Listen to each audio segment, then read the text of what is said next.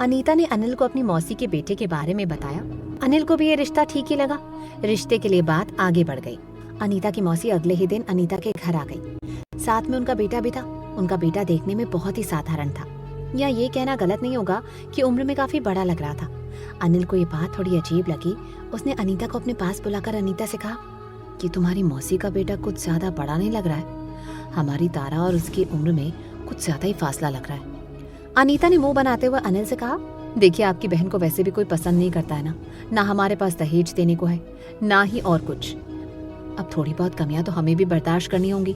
वो लोग भी तो आपकी बहन से शादी के लिए तैयार है ना, फिर आप इतने नखरे क्यों दिखा रहे हैं? अब आपकी बहन कोई हेमा या रेखा थोड़ी है कि कोई भी देखते ही लट्टू हो जाए। अनिल ने अनीता से धीरे से कहा, ओफो अनीता, तुम कहाँ की बात कहाँ ले जाती हो। मैं भी सब समझता हूँ, मैं बस इसलिए कह रहा था कि तुम तारा की मर्जी जरूर जान लेना। अगर उसे लड़का पसंद हो तभी शादी की बात आगे बढ़ाना। अनीता ने तिरछी निगाहों से अनिल की तरफ देखा और फिर आगे बढ़ गई। सभी लोग आगे थे। बातचीत का सिलसिला चल रहा था। अभी तक सब कुछ ठीक लग रहा था। चाय, नाश्ता और गपशप चल रही थी। राधिका जी ने रसोई में जाकर अनीता से कहा, तुम्हारी मौसी और तुम्हारी मौसी के बेटे का नेचर तो मुझे बहुत अच्छा लगा, लेकिन सच कहूँ अनीता, बुरा मत मानना, लड़के की उम्र थोड़ी ज्यादा लग रही है। हमारी तारा से 8-9 साल बड़ा लग रहा है। फर्क थोड़ा ज्यादा है। अनीता ने राधिका जी से भी वही कहा जो उसने अनिल से कहा था, और अनीता की बात सुनकर राधिका जी चुप हो गई थी। उन्हें अनीता की बात कहीं ना कहीं जायज लग रही थी, क्योंकि एक के बाद एक न जाने कितने लड़कों ने तारा से शादी के लिए मना कर दिया था, और इन सब की वजह से राधिका जी को भी यही लगने लगा था कि अब जो है सो है, थोड़ा बहुत कॉम्प्रोमाइज तो उन लोगों को भी करना पड़ेगा। तारा नीचे आ गई थी। उसने एक साधारण सी शिफॉन की साड़ी पहनी हुई थी। हाथ में चाय की ट्रे लेकर उसने जैसे ही लड़के की तरफ देखा, उसका मुंह बुरी तरह से बन गया। चाय की ट्रे रखते हुए वो वहीं बैठ गई। अनीता की मौसी ने तारा को देखा और फिर अपने हाथ से एक अंगूठी निकालकर तारा की उंगली में पहनाते हुए कहा, फोटो में इतनी खास नहीं लग रही थी, लेकिन हकीकत में तुम्हारी ननद बहुत खूबसूरत है, सांवली सलोनी, बिल्कुल गुड़िया की तरह। और ऐसा कहते हुए अनीता की मौसी ने तारा की नजर उतारते हुए कहा, हाँ भाई, हमें तो लड़की पसंद है, अब आप लोग अपना फैसला बता दीजिए। राधिका जी ने तारा की तरफ देखा और फिर उन्होंने अनीता की मौसी से कहा, देखिए बहन जी, बाकी सब तो ठीक है, लेकिन हमें अपनी बेटी से भी पूछना होगा। बस कल तक हम आपको जवाब दे देंगे। घर में सभी लोग आपस में एक दूसरे की राय ले लें, उसके बाद कल सुबह सुबह हम आपको फोन कर देंगे। अनीता की मौसी का मुंह बन गया था। उन्होंने राधिका जी की तरफ देखते हुए कहा, वैसे हमारे पास और भी रिश्ते हैं, आप थोड़ा जल्दी बता देना। अगर आप लोगों को हमारा बेटा पसंद ना आया हो तो और भी रिश्ते हैं, हम उनको देखेंगे, क्योंकि जल्द से जल्द हमें अपने बेटे की शादी करनी है। राधिका जी ने हाथ जोड़ते हुए कहा, ऐसी बात नहीं है, बस हाँ ही समझिए। उसके बाद काफी देर तक सब बातें करते रहे। तारा उठकर अपने कमरे में चली गई और गुस्से से उसने विनय को फोन लगाया। विनय ने फोन उठाया और तारा से कहा, तारा, तुमसे कितनी बार कहा है बार बार फोन मत किया करो, मैं खुद ही तुम्हें फोन कर लूंगा। मैं खुद ही बहुत परेशान हूँ। उन लोगों ने अभी तक नौकरी के बारे में कुछ नहीं बताया। जैसे ही वो लोग कुछ बताएंगे मैं तुम्हें फोन करूंगा। इससे पहले कि विनय और कुछ कहता, तारा ने गुस्से से चीखते हुए विनय से कहा, तुम बस अपनी नौकरी के पीछे पड़े रहना, तब तक मेरे घर वाले मेरी शादी किसी और से कर देंगे। विनय, मुझे फिर से आज कोई देखने आया है, लेकिन परेशानी ये है कि इस बार मैं उस लड़के से कुछ नहीं कह सकती, क्योंकि वो मेरी भाभी का दूर का रिश्तेदार है। अगर मैंने उससे कुछ कहा तो वो तो सारी बातें मेरी भाभी से कह देगा। उन लोगों को मैं पसंद हूँ और कल तक मेरी माँ उन्हें हाँ कह देगी। तुमने कुछ सोचा? जल्दी सोचो विनय, कहीं देर ना हो जाए। तारा की बात सुनकर विनय थोड़ा चिंता में आ गया। उसने तारा से कहा, मैंने तुमसे कहा तो है कि होली वाले दिन मैंने मंदिर में अपॉइंटमेंट ले रखी है। अब ऐसे ही शादी नहीं हो जाती, पहले से तैयारी करनी पड़ती है। तुम उस दिन विश्वनाथ गली में पहुंच जाना, और हाँ, साथ में मंगलसूत्र लाना मत भूलना, वो बहुत जरूरी है। अब तो मुझे भी डर लग रहा है कि कहीं इस नौकरी के चक्कर में तुम भी मुझसे दूर ना हो जाओ। नहीं तारा, अभी तुम उन लोगों से कुछ मत कहना। अभी बस तुम चुपचाप उन्हें हाँ कह दो। होली आने में ज्यादा दिन नहीं बचे हैं। होली के दिन तक चुपचाप बैठना, उसके बाद ये लोग तुम्हारा कुछ नहीं बिगाड़ पाएंगे, समझी तुम? तारा ने विनय से कहा, ठीक है विनय, मैं सब समझ गई हूँ। अब मैं तुम्हें परेशान नहीं करूंगी। अब हम एक दूसरे से बात नहीं करेंगे, किसी को शक नहीं होना चाहिए। अभी तारा विनय से बात कर ही रही थी कि दरवाजे पर अनीता खड़ी हुई उसे देख रही थी। अनीता दरवाजे पर खड़ी हुई थी और तारा विनय से बात कर रही थी। अनीता को दरवाजे पर देखकर तारा के सिट्टे पिट्टे गुम हो गए। उसने हड़बड़ाते हुए विनय का फोन काट दिया और बिस्तर से उठकर खड़ी हो गई। अनीता तारा के पास आई और उसके सर पर हाथ फेरते हुए कहा, मुझे पता था। तारा हैरान थी। उसने अपनी बड़ी बड़ी आंखें फाड़ते हुए अनीता की तरफ देखते हुए कहा, क्या पता था भाभी? अनीता ने तारा के सर पर हाथ फेरते हुए कहा, अरे यही कि तुम्हें ये रिश्ता पसंद आएगा। अभी तुम अपनी सहेली से बात कर रही थी ना, मुझे पता था कि तुम ऊपर जाकर सबसे पहले अपनी सहेली को फोन लगाओगी और उसे बताओगी कि तुम्हारी भाभी ने तुम्हारे लिए कितना अच्छा रिश्ता ढूंढा है। एक तुम ही थी जो मुझ पर भरोसा नहीं करती थी, लेकिन मैं तो तुम्हें और नैना को हमेशा से पसंद करती हूँ और अपनी बेटी की तरह चाहती हूँ। अब देखो ना, मेरी मौसी को तो तुम कितनी पसंद आई हो। अब चलो, ज्यादा नखरे मत करो, जल्दी से हाँ कह दो। वो लोग बेसब्री से तुम्हारी हाँ का इंतजार कर रहे हैं। माँ ने मुझे भेजा है तुमसे बात करने के लिए। अनीता की बात सुनकर तारा ने राहत की सांस ली। उसने अनीता से कहा, हाँ भाभी, मैं वही अपनी सहेली को बता रही थी कि मेरी भाभी कितनी अच्छी है, मेरे लिए कितना अच्छा रिश्ता लेकर आई है। ऐसे चलिए, आप लोग जैसा कह रहे हैं वही ठीक है शायद। अब आपने इतनी मेहनत से मेरे लिए रिश्ता ढूंढा है तो मैं मना कैसे कर सकती हूँ भाभी? बस एक बार आप माँ को बुला दीजिए, मुझे उनसे भी बात करनी थी। अनीता ने मुस्कुराते हुए कहा, हाँ क्यों नहीं, रुको मैं माँ को बुलाती हूँ। और ऐसा कहकर अनीता ने राधिका जी को तारा के कमरे में भेज दिया। राधिका जी तुरंत तारा के पास आई। तारा बिस्तर पर बैठी हुई थी। राधिका जी ने तारा के सर पर हाथ फेरते हुए कहा, बोलो बेटा, क्या कहना चाहती हो? देखो बेटा, तुम भी अच्छी तरह से जानती हो कि आज तक जितने भी रिश्ते आए सब ने तुम्हें मना कर दिया। आज पहली बार कोई ऐसा रिश्ता आया है जिनकी ना कोई मांग है और ना कोई नखरे, और सबसे बड़ी बात, उन्हें तुम पसंद हो। अब तुम ही बताओ कि ऐसे अच्छे रिश्ते को मैं मना कैसे करूं? मानती हूँ लड़का उम्र में तुमसे थोड़ा बड़ा है, लेकिन बड़ी उम्र के लड़के समझदार होते हैं। तुम्हें अच्छी तरह से प्यार से रखेगा, नौकरी भी अच्छी है, तुम सुखी रहोगी। और देखो ना, हम तो फंसे पड़े हैं। वो 1 लाख का कर्जा हमारे सर पर मंडरा रहा है और दूसरा तुम्हारी नौकरी का अभी तक कुछ नहीं हुआ। सोचकर भी डर लगता है कि वो पैसा मैं कैसे चुकाऊंगी। कम से कम तुम्हारी शादी के बाद इतनी तसल्ली तो हो जाएगी कि अब सिर्फ नैना के बारे में ही सोचना है, और नैना के लिए तुम हो ना। शादी के बाद कम से कम राकेश से कहकर तुम नैना के दाखिले का इंतजाम तो करा ही दोगी। अब हमारी इज्जत तुम्हारे हाथ में है तारा, बाकी तुम जो ठीक समझो वो करो। लड़कियां तो वैसे भी माँ बाप के सर का ताज होती हैं, चाहे तो गिरा दे चाहे तो उठा दे। बेटा, एक तुम्हारी शादी से सारी समस्याओं का हल हो सकता है, और लड़के में ऐसी भी कोई कमी नहीं है कि मना कर दूं। तारा ने हैरानी से अपनी माँ की तरफ देखते हुए कहा, और अगर मैं कहूँ कि आप नैना की शादी उससे कर दीजिए तो क्या आप ऐसा करेंगी? तारा की बात सुनकर राधिका जी हैरान हो गई।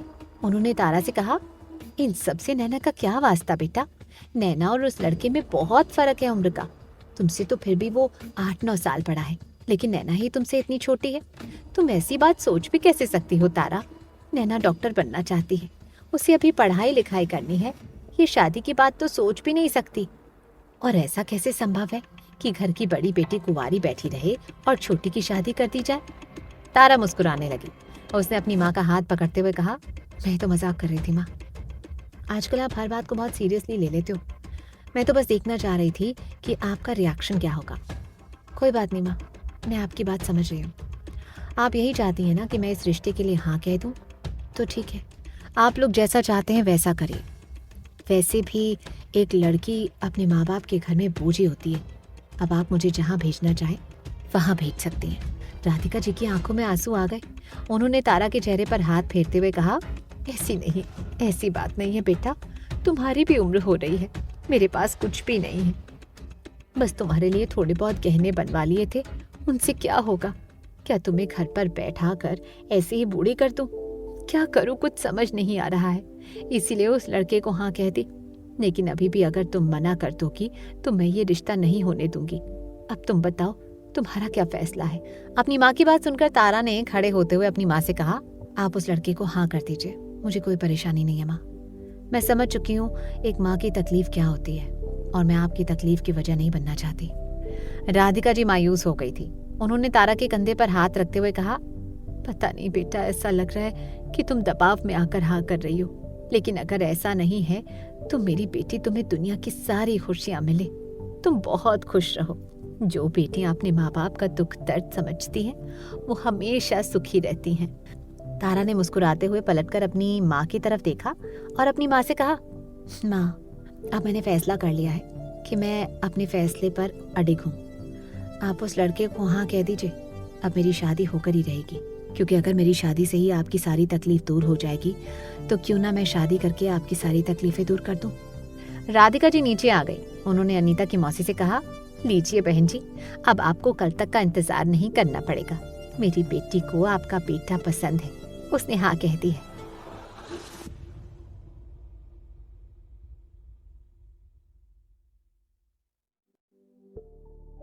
राधिका जी के मुंह से रिश्ते के लिए हाँ सुनकर अनीता की मौसी बहुत खुश हो गई।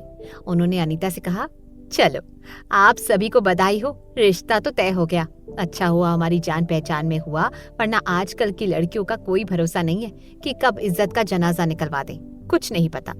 अनीता अपनी ननद की बहुत तारीफ करती है और सचमुच आपकी बेटियां बहुत अच्छी हैं। वैसे आपकी छोटी बेटी कहीं नजर नहीं आ रही, वो कहाँ है? राधिका जी ने मुस्कुराते हुए कहा, जी उसके एग्जाम चल रहे हैं, वो कॉलेज गई है, बस अभी थोड़ी देर में आती ही होगी। अनीता की मौसी ने कहा, चलिए फिर ठीक है, हम लोग कल ही सगाई कर लेते हैं। होली के बाद का मुहूर्त अच्छा आ रहा है, शादी की तारीख तभी निकलवा देंगे। हम आपको बता नहीं सकते कि आज आपने हमें कितनी बड़ी खुशी दे दी। और इतना कहकर अनीता की मौसी ने राधिका जी को गले लगा लिया। अभी वो लोग बात कर ही रहे थे कि तब तक नैना भी कॉलेज से आ गई। नैना को देखते ही अनीता की मौसी ने अपने बेटे की तरफ देखते हुए कहा, अरे वाह, ये आपकी छोटी बेटी है, बड़ी खूबसूरत है, बिल्कुल फिल्मी हीरोइन की तरह। ये किस पर गई है? राधिका जी ने अनीता की मौसी से कहा, जी हाँ, ये मेरी छोटी बेटी है, अपने पिता पर गई है, बिल्कुल उन्हीं जैसी देखने में भी है और दिमाग में भी। अनीता की मौसी ने नैना को बड़े प्यार से अपने पास बुलाते हुए कहा, इधर आओ, मेरे पास बैठो। नैना सोफे पर जाकर बैठने लगी कि तभी अनीता की मौसी का बेटा राकेश उनके बगल से हटते हुए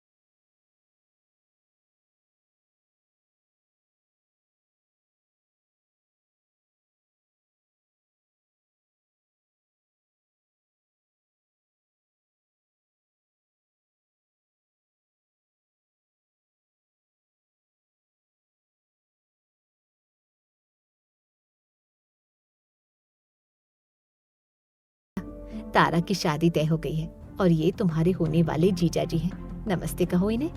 नैना ने थोड़ी अजीब सी नजरों से उस लड़के की तरफ देखा। उसकी नजरों से पता चल रहा था कि उसे वो लड़का बिल्कुल पसंद नहीं आया है। नैना ने अपने दोनों हाथ जोड़ते हुए उसे नमस्ते कहा और उस लड़के ने नैना का हाथ पकड़ते हुए कहा, अरे इस मॉडर्न जमाने में नमस्ते क्यों कह रही हो, हाथ मिलाओ मुझसे।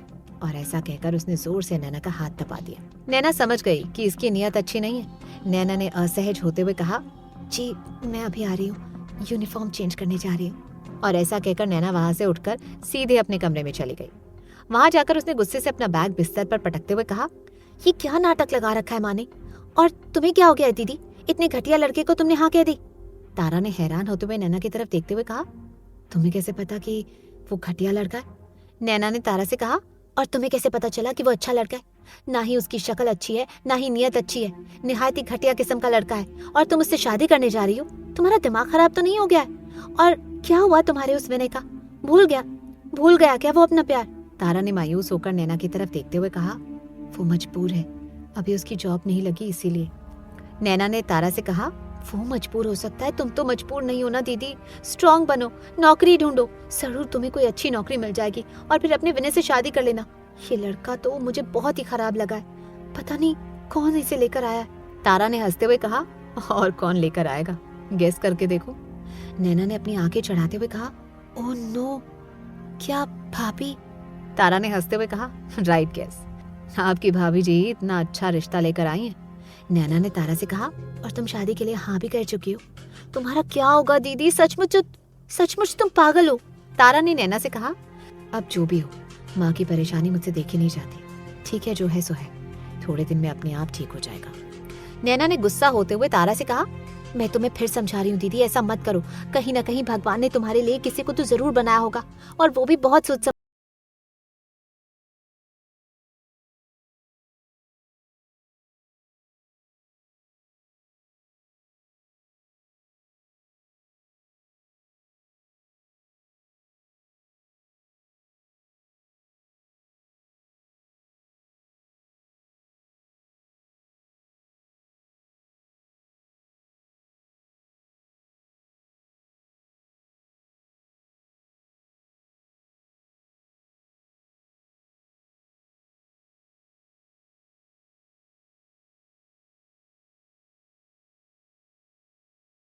मैं अपने कदम पीछे नहीं लूंगी। तारा के मुंह से ये सुनकर नैना हैरानी से उसका चेहरा देखने लगी थी और सोच रही थी कि आखिर तारा इतना बड़ा कदम उठा